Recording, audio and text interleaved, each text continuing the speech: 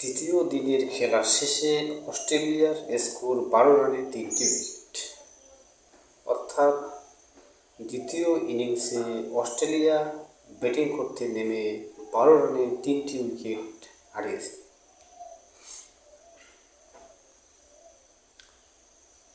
দুটি জসপ্রীত বুমরা, একটি মোহাম্মদ সিরাজ। এর আগে যশস্বী জয়সওয়ালের একটা লম্বা রান হয়েছে, 161 রান করেছেন তিনি।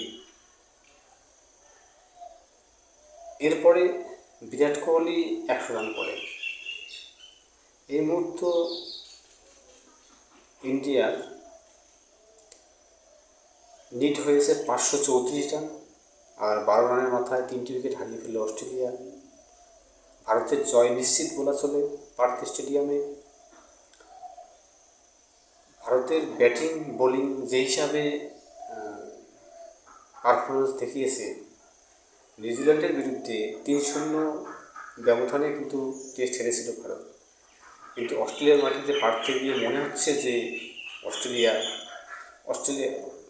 বিরুদ্ধে যে হিসেবে খেলছে ভারত, মনে হচ্ছে যে নিউজিল্যান্ডের বিরুদ্ধে যে 0-3 ব্যবধানে হেরেছে সেটা বোঝাই যাচ্ছে না। তবে কালকে আর 7 উইকেট হাতে অস্ট্রেলিয়ার। এই 7 উইকেট খুব দ্রুত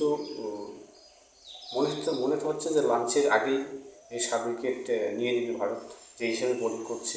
জসপ্রীত বুমরা, সিরাজ, এরপরে নীতিশ রেড্ডি আছে,